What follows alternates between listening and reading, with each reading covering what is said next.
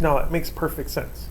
She came in here looking for that container and first looked where she sat before, but then noticed that somebody had brought it up to the front of the room. Makes a lot of sense. Okay, we're live. All right, you guys have only one thing left to do in this course. That's final exam. Yay. So, as you probably already know, our exam is scheduled for next Friday. And as far as I know, they've allocated this room to us. Make sure you bring a pencil or more than one pencil and a calculator with fresh batteries. Maybe some snack food if you think you might need it in 2.5 hours. I plan on having office hours pretty much every day from tomorrow until next Wednesday, and that with the exceptions of Friday and Monday. So I will not be around on those days. Of course, you can feel free to send email over the weekend. You shouldn't ever be afraid of sending somebody an email, because even though it makes my phone buzz, I know it's email. I know I don't have to answer it until I get back to my office. That's the business standard, is within 1 business day. But of course, there's a chance I might answer your email sooner than that. So send it while you're thinking about the question. And same thing with the Ask Your Teacher questions on WebAssign. WebAssign, of course, will let you see the past homework, so it'll let you see all the questions and all the answers you provided. If you want to, I think it's set so you can see answer keys, but if you think you want to scoop up some extra points, then don't look at the answer keys. Instead, use the extension request, and I am still willing to give you some partial credit for late homework. So that extension request goes to me, at least the manual extension that you need if it's more than, I think, 2 weeks old. And you just have to wait until I get to one of my computers so I can log into WebAssign to actually do it, because I can't do that from my phone. And the final exam is the absolute deadline for all late homework. I feel that once the final is over, the course is done. So at that point, there's nothing for me to do but grade. All right. So that's the administrative stuff. Here is our equation sheet, which can serve for you as a reference of things that you're supposed to understand and know. And it's the exact same equation sheet that you've been seeing all semester. I don't think I made any changes to it. If you feel like I should make any changes to it, then you should suggest those changes soon so that I can do it and let everybody know that, hey, this one equation moved, or I changed a symbol or something like that. But as far as I know, everything on there is pretty much the way I've been starting the analyses as I do them here in OneNote. So today is our review day. I'm willing to talk about whatever you want to talk about. What do you want to talk about? A rolling problem. Like something similar to one of the ones from the homework? So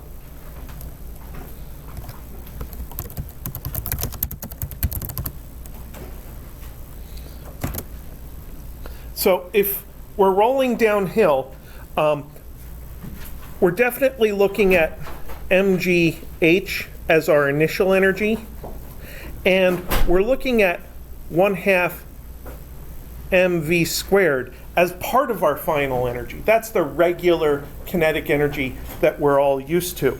But when something is rolling, it's not just moving, it's also rotating. And there's a second part of the kinetic energy called the rotational kinetic energy. That gets added in as some of the final energy. So let's put that in the formula right there. A over B times 1/2 mv squared. So we just add that in as more kinetic energy. And the fraction A over B just depends on what kind of rolling object you have. You could have a hollow or a solid ball, or you could have a hollow or a solid cylinder. Those are the basic rollable objects. You can make more complicated rollable objects if you wanted to, but those are just the regular ones. How do we figure out the A over B fraction? Well, we look at the formula for the moment of inertia, which is capital I, and it has the exact same thing in front of it. So whatever that A over B fraction is for the moment of inertia formula, that's what it is for the rolling kinetic energy formula. So example,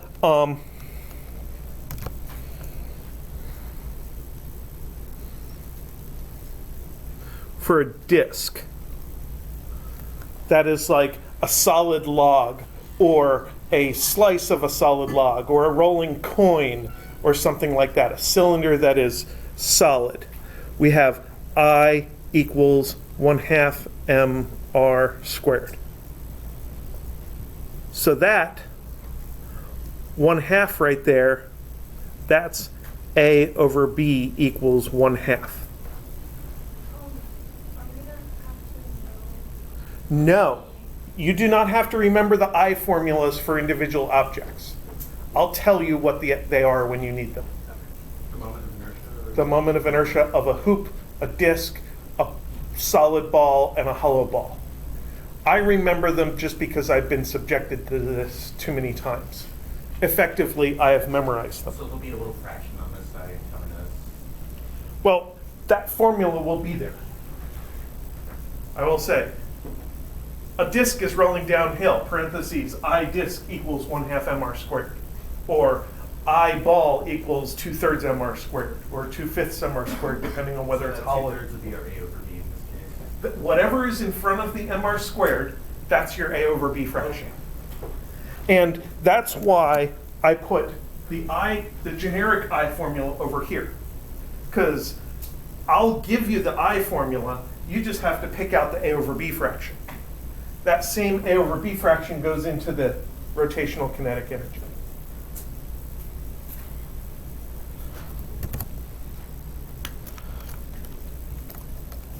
So now, if I say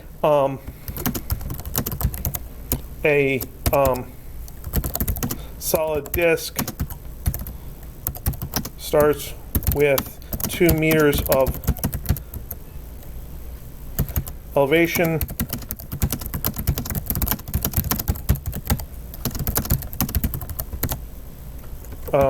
starts from rest with 2 meters of elevation. How fast is it going at the bottom of the hill? So then we would just cancel out the m's, and we'd fill in our 9.8 times 2.0 is equal to 1/2 v squared plus 1/2 v squared. And that 1/2 there, that's the A over B fraction, which came from over there. So now we have an equation that only has a v squared in it. Now typically what I do with this is I will recognize that both terms contain a 1/2 mv squared. So I will factor out the 1/2 mv squared and get 1 plus 1/2 of 1/2 mv squared.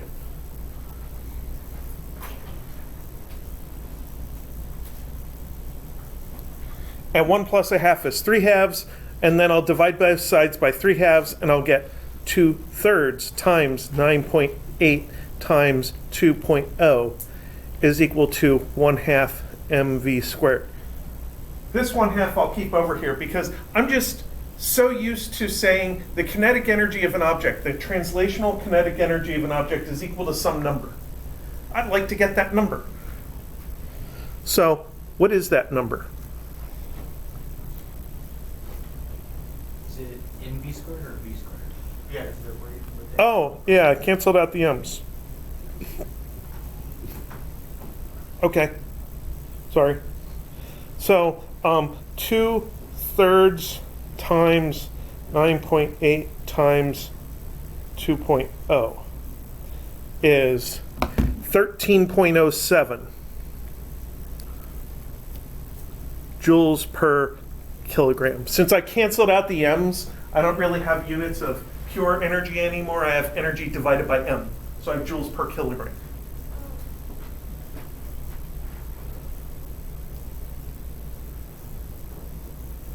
Where did the 1 plus 1/2 come from? So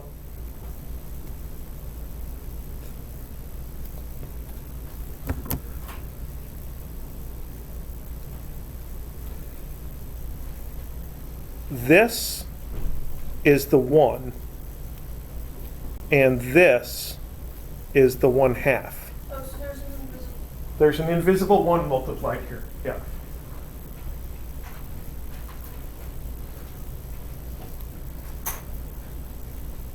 It's like if you have apple plus half an apple, you have 1.5 apples. I tried to say that in the simplest form possible. So if you have 1/2 v squared plus a half of 1/2 mv squared, then you have 1.5 of 1/2 v squareds. So the answer is 13.07? 13.07 is equal to 1/2 v squared. Oh. So then v is 2 times 13.07 with a square root. So square root of 2 times answer, 5.11. And since the mass canceled, that's going to be the same no matter what kind of rolling object rolls down, what kind of coin rolls down the hill. Doesn't matter whether it's a dime or a $50 or if it's a section of a disc of wood or whatever it is. They're all going to end up at the same speed at the bottom of the hill. So it's the density that makes the difference. The density makes no difference. What about the hollow or the, That's not density. or, Yeah. So you could say that the hollow rolling thing has its mass distributed out further. So it's the kind of the average radius that makes the difference. okay. The average radius as compared to the actual radius. Like not the actual hollowness, just the distance between the edge of the ball, I guess, like from the center to the. So for a ring that's rolling, the entire mass of the ring is out at the perimeter. So its average radius is equal to its full radius. For a disk, some of the mass is out at the perimeter, but some of the mass is concentrated into the center. That's where this purple 1/2 comes from. That's the A over B fraction, because the solid disk has its mass in a little closer as compared to its full radius. Yeah. So, summary, it looks just like a regular conservation of mass analysis. Using gravitational energy becomes kinetic energy, except there's extra kinetic energy, and we just have to figure out what to do with that.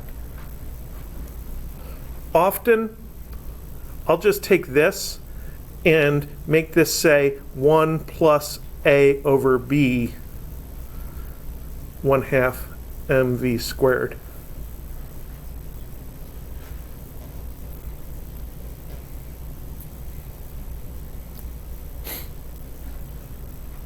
And you'll see weird things like that happen in thermodynamics, where you have a fraction that's like 3/2 normally, but then there's a version with 3/2 and where you add 1 and it turns into 5/2.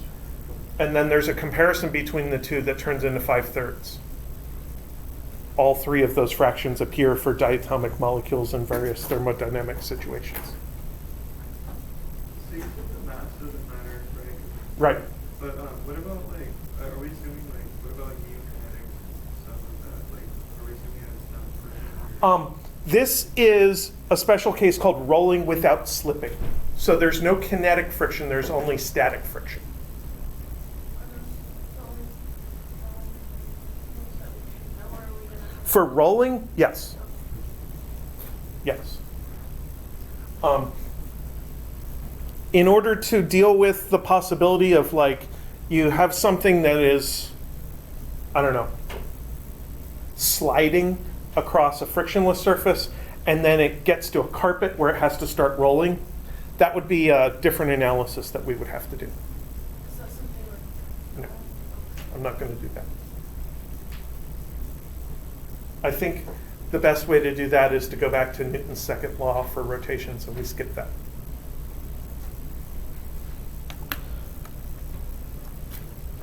So,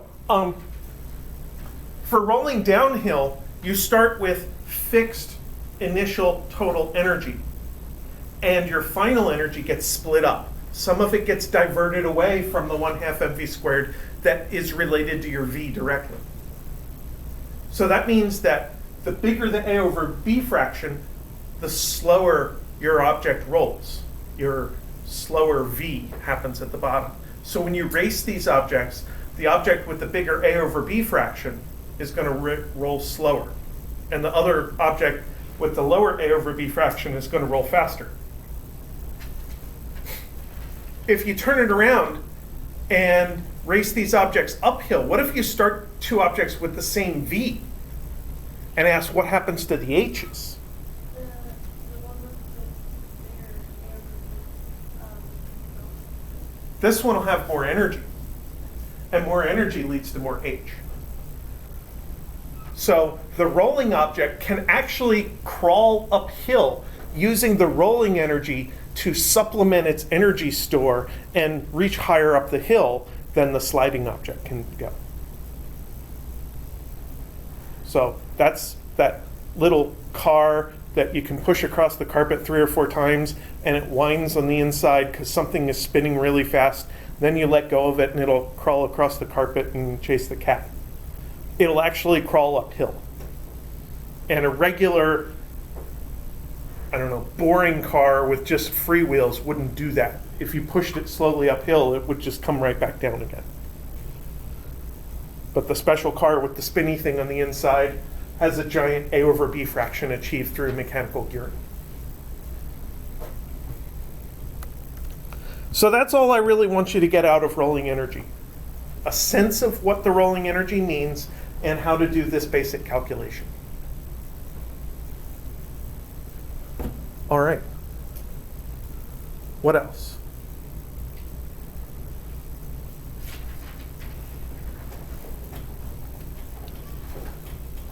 Did you run on centripetal acceleration again?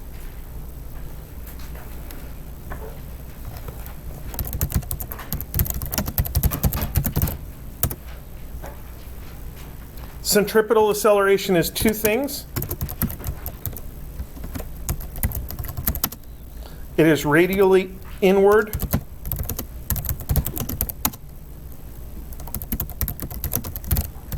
toward the center of a circular path, and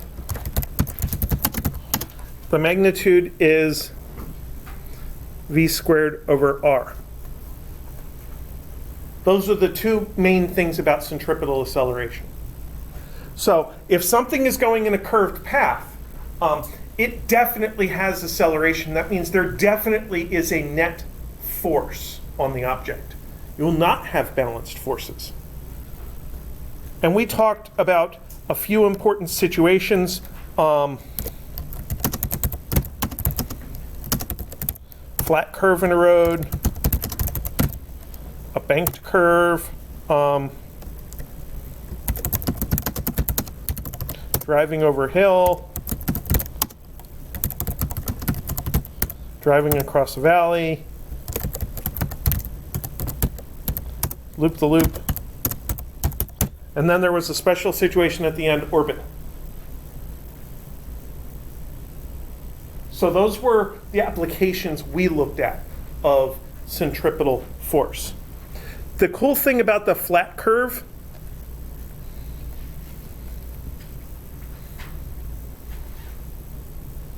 or a flat road in general is we know that we have the force of gravity and the force normal and possibly the force of friction. So force of friction is equal to mass times the acceleration in the x direction. And sure, it might be minus because it might be pointing the other way. But that basically gives us a quick link between what we know about the vehicle and the friction conditions and an acceleration we might be able to achieve. Because the max force friction is mu times force normal. So we put mu times force normal in here. And the normal force in this diagram is just mg. So this is mu mg equals ma sub x. And then the m's cancel, and you get max a sub x is equal to mu times g.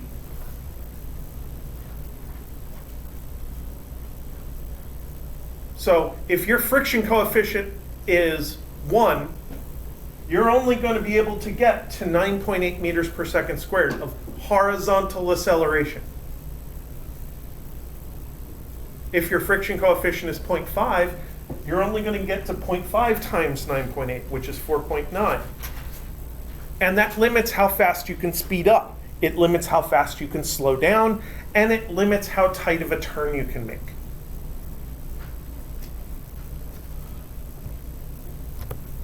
So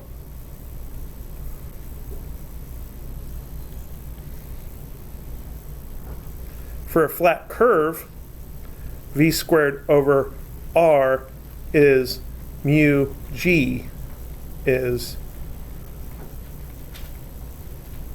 the threshold of grip, where friction is just barely about to lose grip and your car's about to start sliding instead of gripping the road.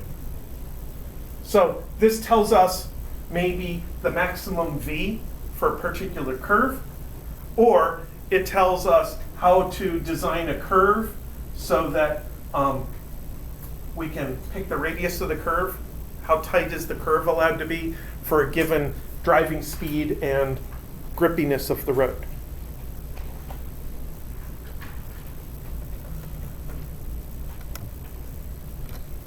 So this result happens a lot.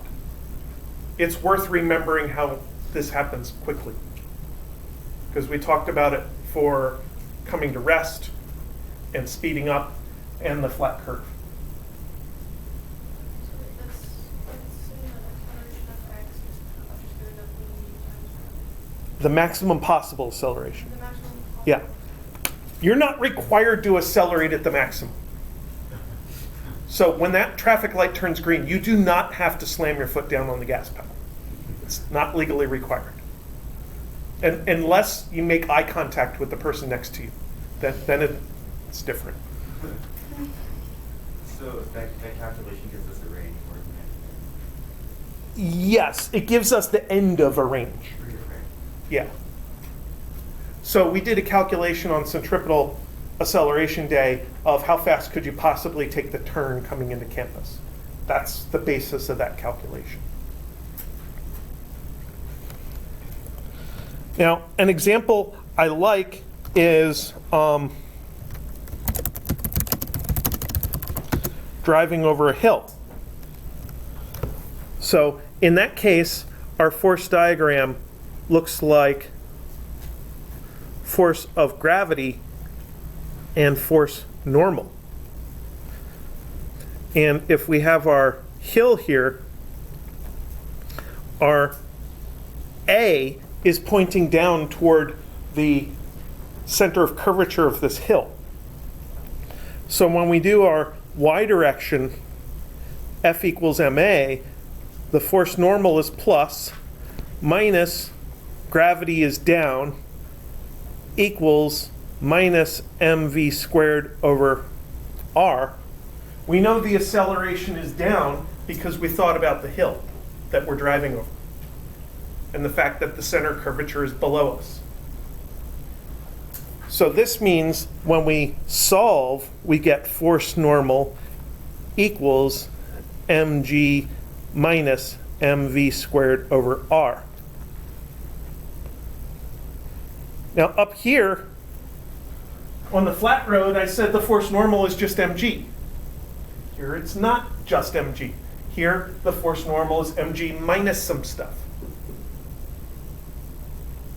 And this minus mv squared over r That's the cause of that feeling of butterflies in your belly as you drive over a hill. That's why you feel a little bit light, because all of the normal forces you're used to experiencing are smaller than usual. The normal force of your butt on a seat, the normal force of your guts in the floor of your abdominal cavity, the normal force in your eustachian tubes, all of them are smaller than usual.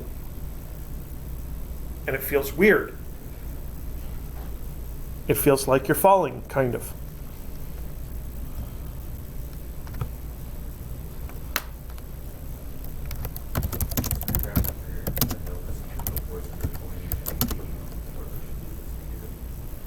The centripetal force is F normal minus mg is negative, because mg is stronger than the normal force, right? So the net force is downward.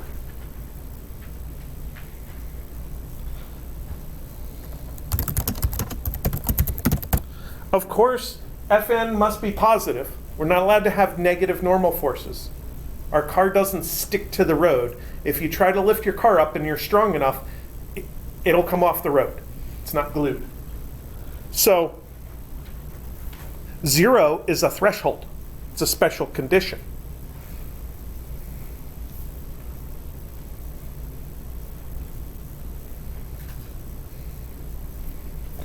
Fn equals 0 equals mg minus mv squared over r. So that means mv squared over r equals mg, or v squared over r equals g. If you try to drive too fast, you will break the threshold and you will leave the road. You lose normal force, you lose contact.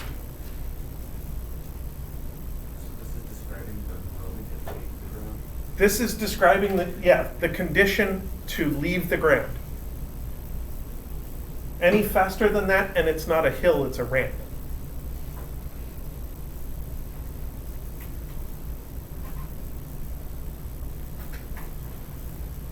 It also might inform you about how to design a speed bump. When you're designing a speed bump, you know the V that you want cars to be able to drive with. So then you could predict the R value you need.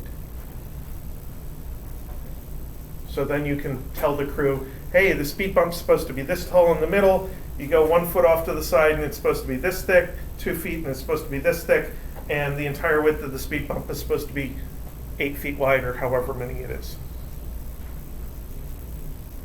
And then they'll go and build whatever the heck they want because they don't follow directions.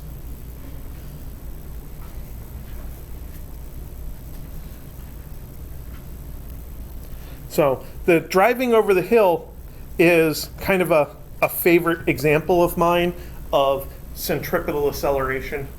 I'm pretty sure the roller coaster question was on your exam 1. Actually, I think on exam 1, you were driving through the valley. Yeah, at point A.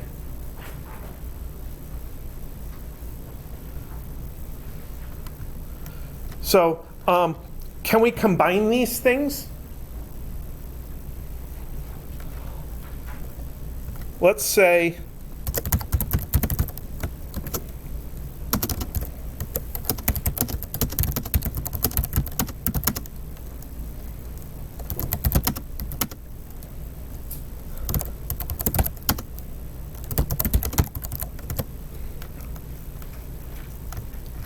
we have a hill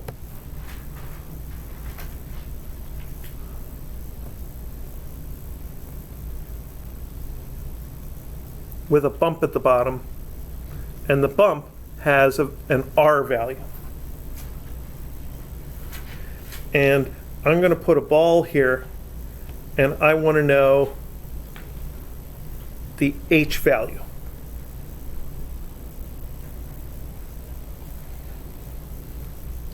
Let's try it.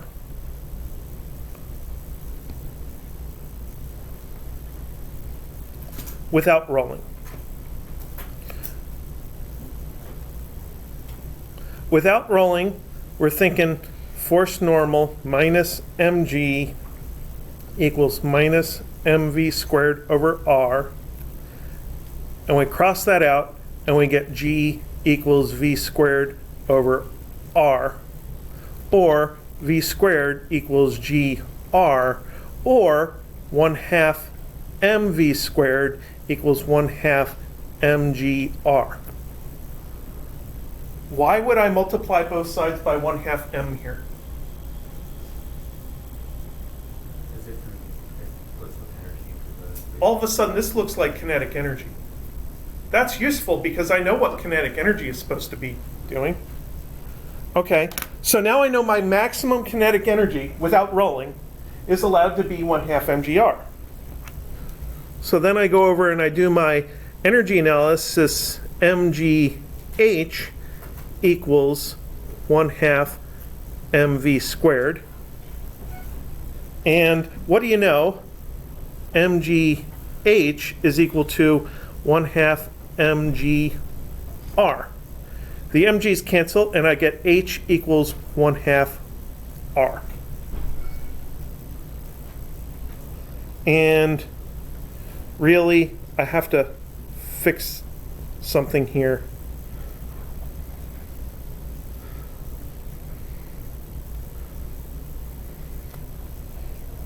That the h is measured from the top of the hill. How do I know h equals 0 at this point? Because when I have my kinetic energy, I don't have any 1/2 m. I don't have any mgh here. Therefore, h is equal to 0 on this side of the equation. And this side of the equation was here, which is here. So that's h equals 0. So without rolling, the highest I'm allowed to go up the hill is 1/2 of r. And if I go up any higher, then as my object slides, it'll jump. It'll lose contact with the road. So that's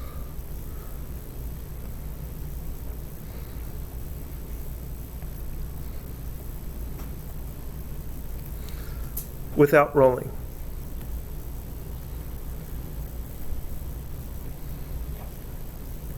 With rolling, we have mgh is equal to 1/2 mv squared plus a over b 1/2 mv squared.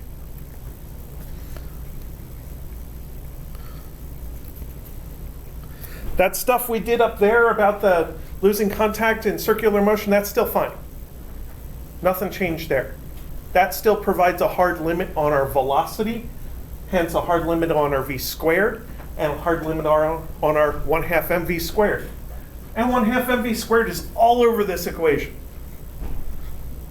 So then we factor this out. mgh is equal to 1 plus a over b, 1/2 mv squared. We replace the 1/2 mv squared with 1/2, and we find out that because the rolling ball goes slower, it's less likely to jump off the surface because it's v that makes you lose contact with the hill. So because the rolling ball that has some a over b here goes slower, you're allowed to give it more height.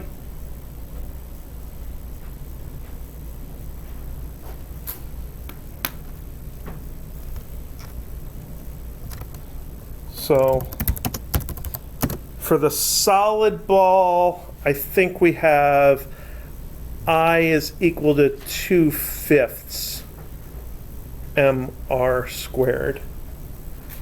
1/2, 2/3 is hollow ball, 2/5, yeah. 2/5 is small, yeah. So this is h is 1 plus 2/5 of 1/2 r, which is 7/5 7/5 times 1/2 r, which is 7/10 r. So the slidey thing without friction was only allowed to go to 1/2 a r, 0.5, and the rolling ball is allowed to go to 7/10, 0.7.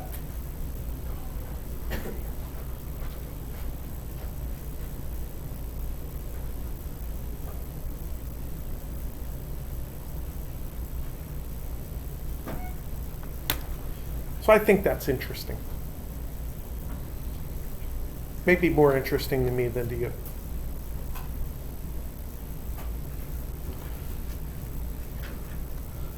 All right, so we talked about rolling, we talked about centripetal acceleration, and we talked about a combination of the two. What else?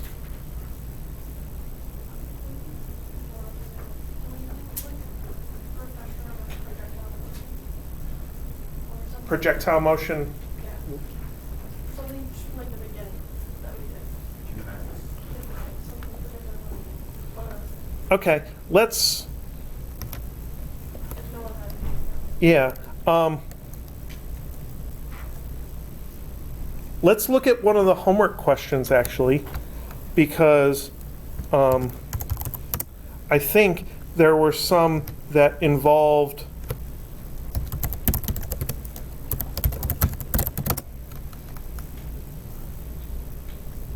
projectile motion and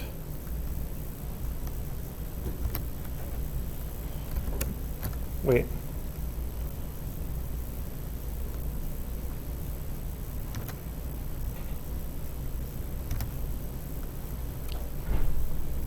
Okay, we did that example. Okay.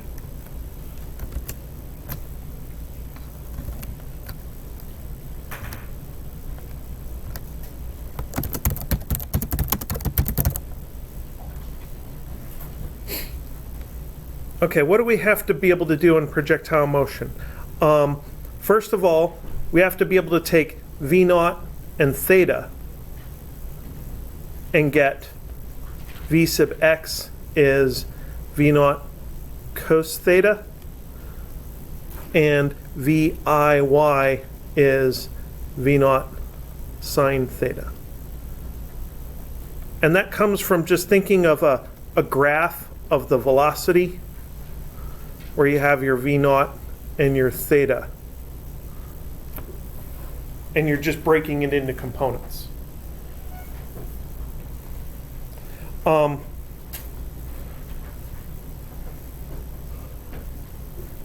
In general, we're going to have delta x is Vx delta t, because in the x direction, we do not have any acceleration.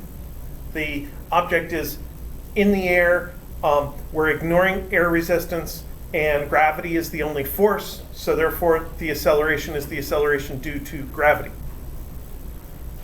And our delta y is VIY delta t minus 1/2 g delta t squared. And sometimes we have to do this in general. So basically we do the constant acceleration in the y direction in order to find the delta t, and then whatever delta t you get, you plug it into the x equation. Two special situations.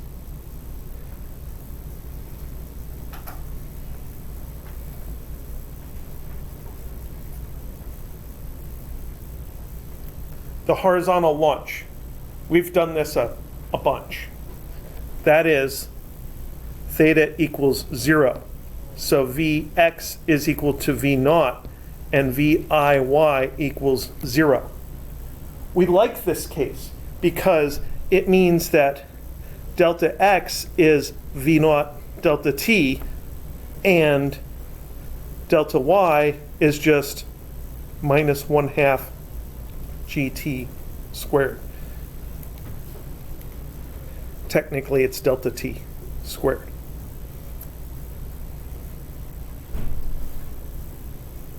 And then this turns into h equals 1/2 g delta t squared. Because with the horizontal launch, you're launching from the top. You're not giving your object any up velocity, so it's not going to go any higher than where you started. You launch it horizontally, and your delta y is minus h, but that minus there cancels with that minus there, which is why I didn't draw either one of them.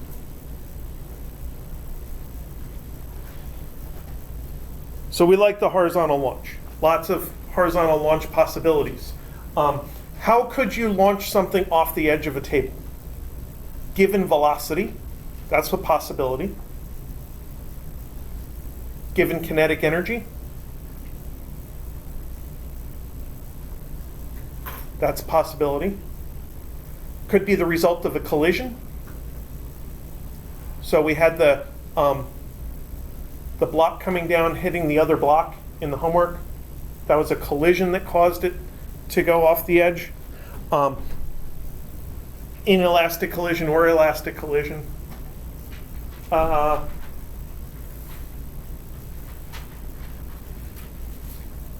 Could be coming down a ramp with friction. So you could have some initial height, but lose some energy due to friction, and then hit the edge of the table and launch horizontally. Lots of ways to launch off the edge of the table. But no matter how you launch it, the time of flight just depends on the height of the table.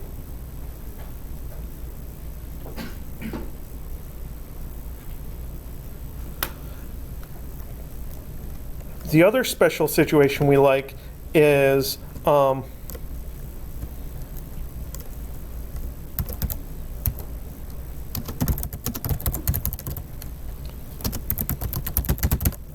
when you have a net zero vertical displacement. That is, kicking a ball from the ground to the ground. Launch and landing from the same height. Delta y equals 0.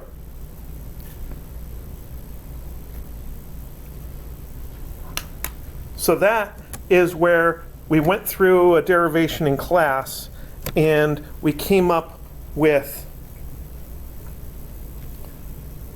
the range equation. That's what the range equation is for.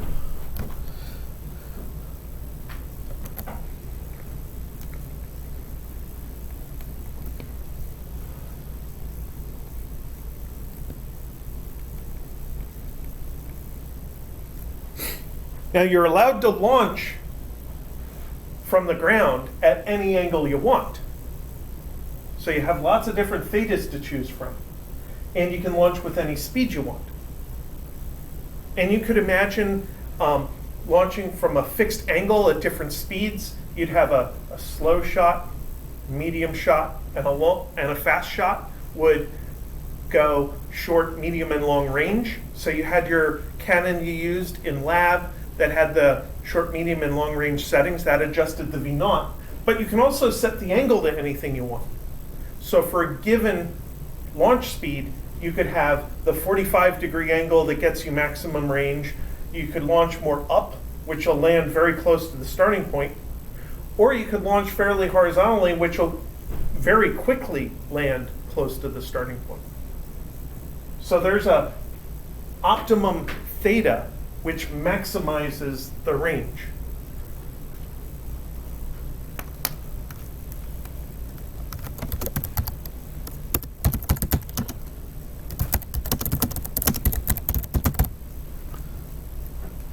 So if you put that 45 degrees in there, then sine of 2 theta equals 1, and delta x is V0 squared over g. It's the same formula, just without the sine of 2 theta. So I didn't bother putting this version of the formula on the equation sheet. I just kind of said, okay, cover up the sine of 2 theta. That gives you your max range. So we had some questions about astronaut on the moon. Their max jump on Earth was a certain distance. How far can they jump on the moon, assuming the same launch speed?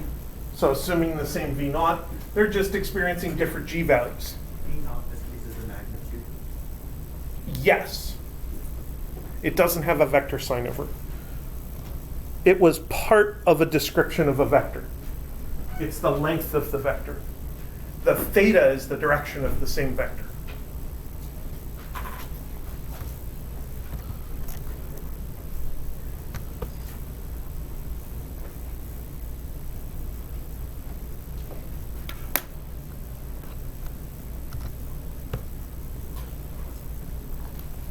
So if I tell you that I'm able to kick a ball 20 meters, and then I improve my technique so I can double my kick speed, what happens to my range? If I double my kicking speed? Yeah, square that, it'll multiply by 4 or quadruple my kicking range. That all assumes no air resistance. By the time you start thinking about longer range athletic things flying through the air, air resistance actually is kind of important.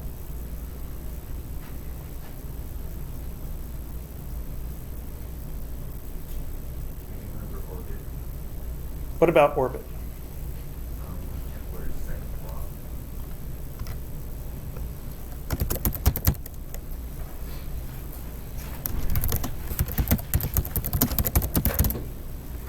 So there's some fundamental equations, and they are F capital G is capital G big M little m over R squared.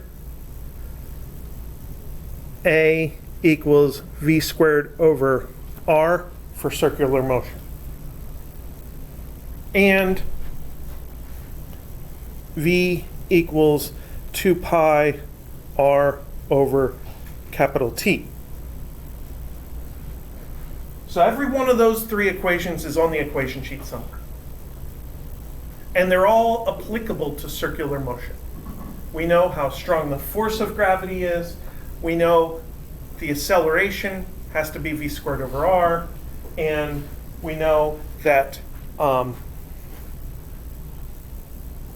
speed is distance over time. So then what happens if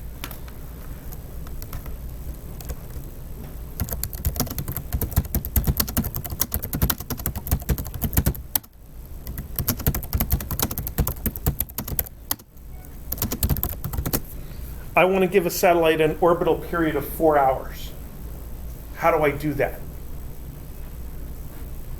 So we're talking about known G, we're talking about known capital M, and we're talking about known capital T. Capital T is 4 hours, which is 4 times 3600 is 14,400 seconds.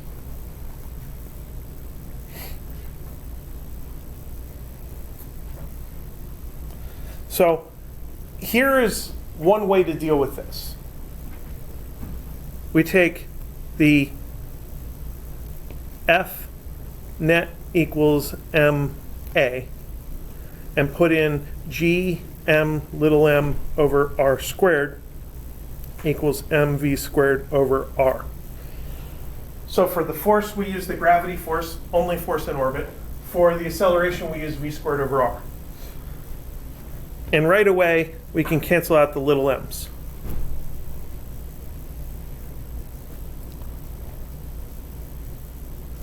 And then maybe we want to get rid of the v because we don't know v and we don't know r. So we have to eliminate one of those variables. V looks easier to eliminate. So we have g m over r squared equals 2 pi r over capital T squared over r. It gets less ugly. But at this point, we have an equation where we know everything except r. Because we know the universal gravity constant, we know the mass of Earth, we know the period because we were given that. So at this point, we could solve for r. And the way we dig it out is to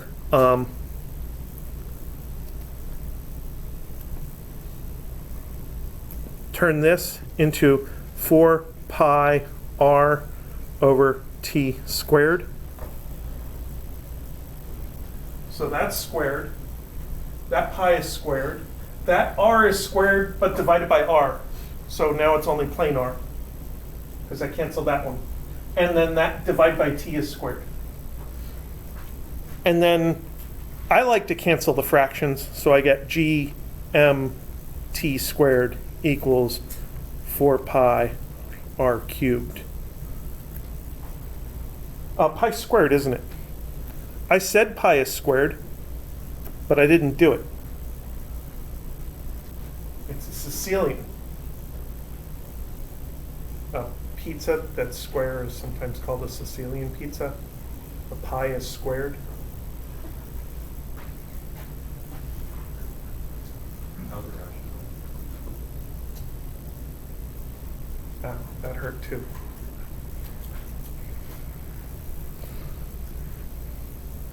So at this point, we could plug numbers in and solve for r.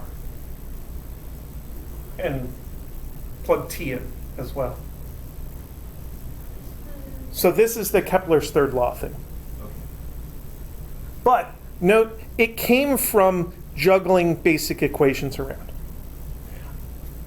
I plan on not giving you this version where with this version, the best thing to do is algebraically juggle the equations until you have something nice where you can plug numbers in. I plan on giving you something where you can plug numbers in from the beginning. So like the finished version of Kepler is a lot. No. It's cool if you want to track a relationship between two different orbits.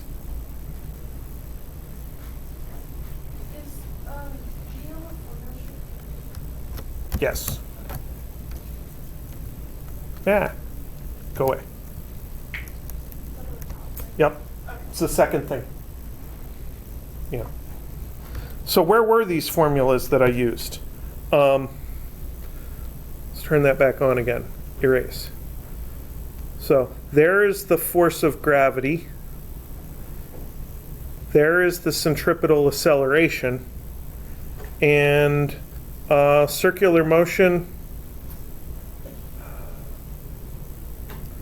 Well, there is the v equals 2 pi r over capital T.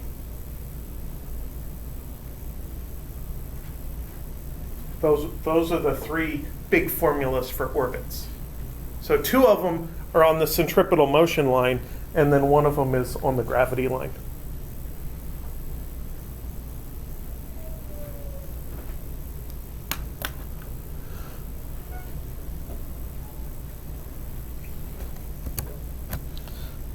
So the other thing to remember is that with orbits,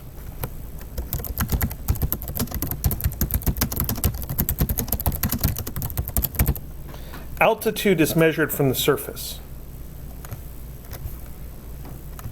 So if we think about a diagram with the center of Earth, and this is our Earth, and then we have out here our satellite, where this is H. Our equations use this distance out here, which is R. And R Earth plus H is equal to R, the orbital radius. So whenever you're dealing with the circular motion or the Newtonian gravity formulas, you're dealing with this R here. And if you're talking about a satellite with altitude, you may need to add or subtract the H to go between, add or subtract the radius of Earth. If you know H, you have to add radius of Earth, or if you need H, you may need to subtract radius of Earth. So you need to convert between those two standards for measuring how high a satellite is.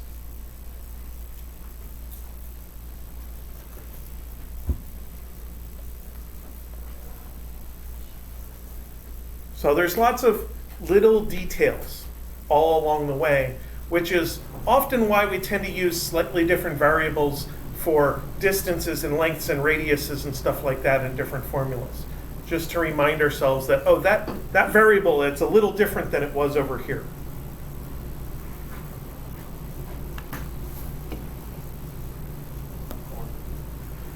What are we going to be doing for springs? Mark? With springs, we only have two things to deal with. So with springs,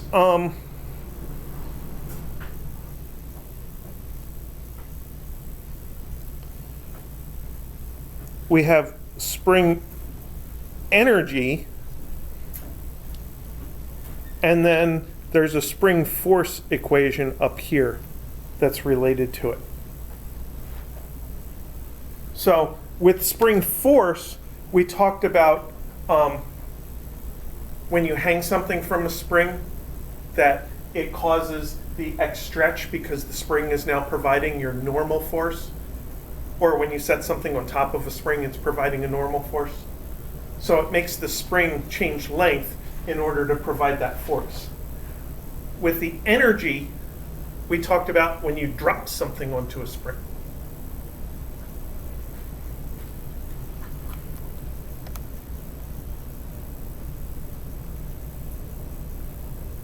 So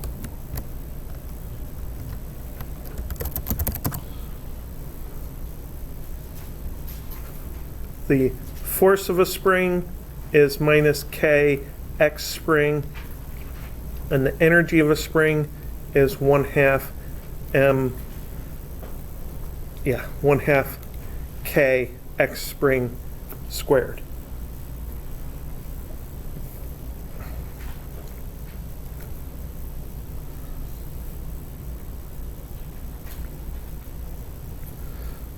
So let's say K is 50 newtons per meter.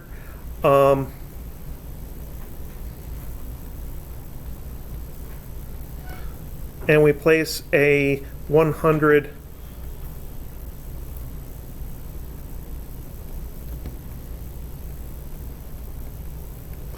gram mass on the spring. So our diagram would have a version of the spring like that and a version of the spring like that with our mass on top of it.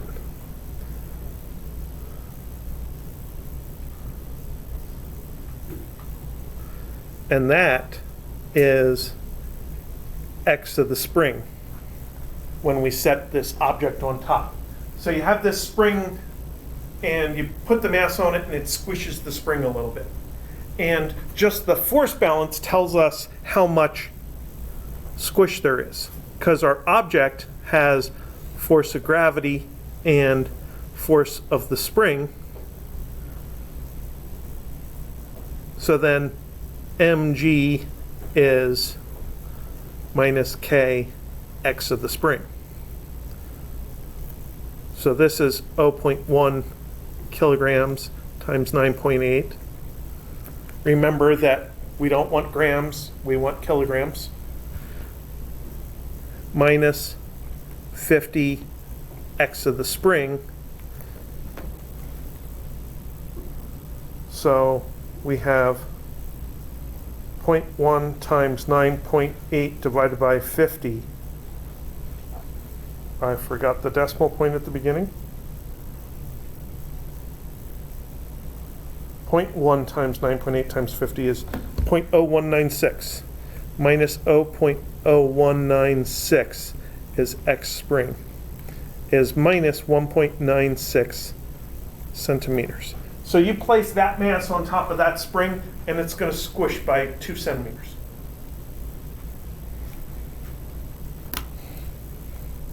Now,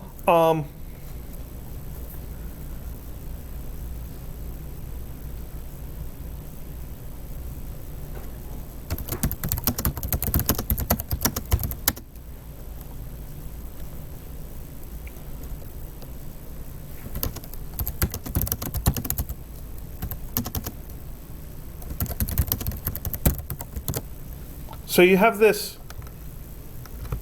springy spring and a mass sitting on it, nice and still, and you push the mass down an extra centimeter and let go. What's going to happen?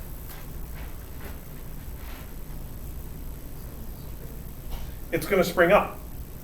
And at a certain point, it'll stop and come back down again. I would assume it's not going to go up forever. So then,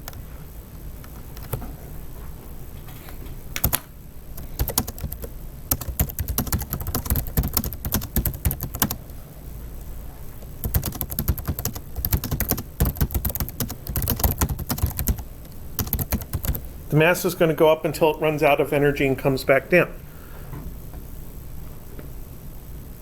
So we're going to have mgh initial is not equal plus 1/2 k x spring initial equals mgh final plus 1/2 k x spring final.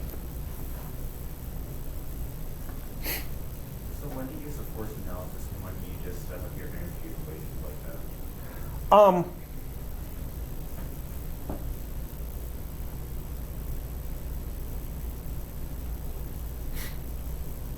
I'm doing this because I know that I am starting and ending with no motion. And my question is about distance. And potential energy is really good at learning about distances. Now, with the upper one, I didn't use energy analysis because I don't have two different situations to compare. Here I have two different situations to compare. The compressed spring with box not moving and the box at the top of its motion and not moving. Energy analysis is really good at comparing two different situations with different locations. Force analysis is really good at analyzing the heck out of one single situation. Here's some trivial acceleration example when you decided to implement forces. Use force analysis to solve for the height. So the force analysis was really good at analyzing the heck out of this point right here. Because I know about my centripetal acceleration and I know I have to have normal force to maintain contact. The energy analysis is really good at comparing this point, which I've just learned a whole lot about over here, with that point up there. Energy analysis is good at getting you from one place to another. Forces are just about one situation. Yeah. Now, if you have constant forces, then you know you have constant acceleration. You can use the constant acceleration equations to get you from one place to another. But energy is an alternative way to get you from one place to another. And energy doesn't usually deal with distances or Well, the distances and location gets into energy via potential energy. So then we have this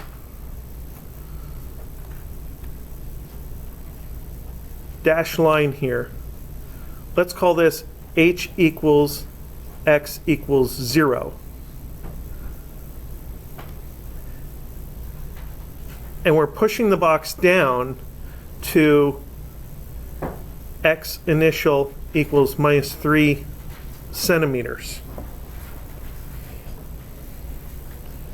So if I set up my equation with h and x both being measured from where the spring is naturally at its, it's called at its natural length, then they're the same variable.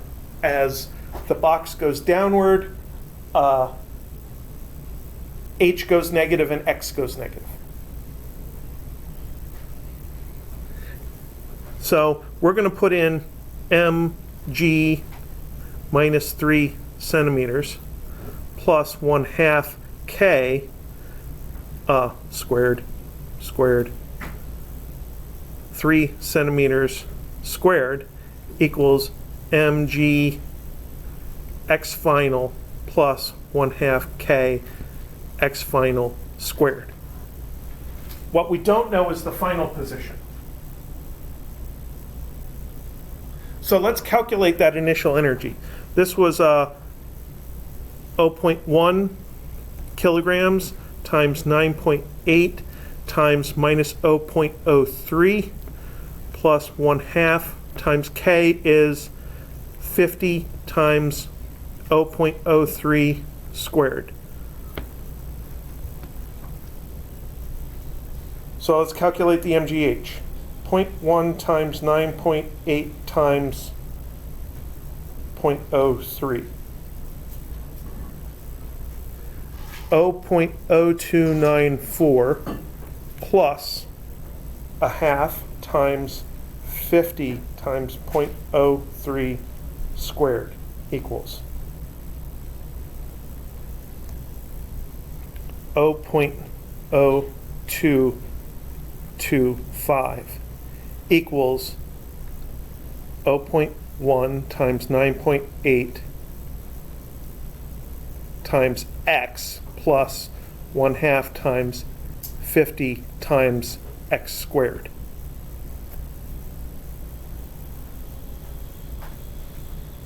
So at this point, we have to solve a quadratic. And to save time, since we only have a couple of minutes left, I will call on Wolfram Alpha to solve my quadratic for me. 0.0294. That was a negative, wasn't it? Yeah, this is negative.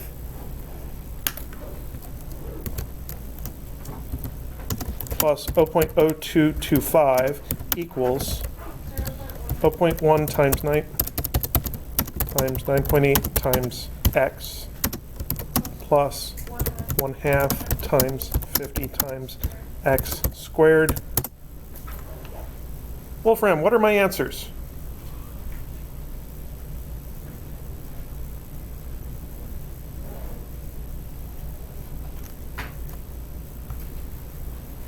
It's finals week. Wolfram's slower.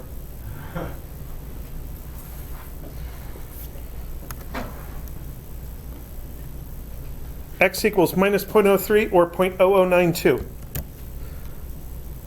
X equals minus 0.03 or minus 0.0092. So this is minus 3 centimeters or minus 0.92 centimeters.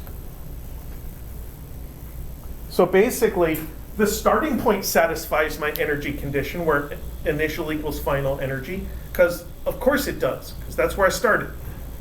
And the ending point is only 0.92 above the dash, or below the dashed line. So here is x final equals minus 0.92 centimeters.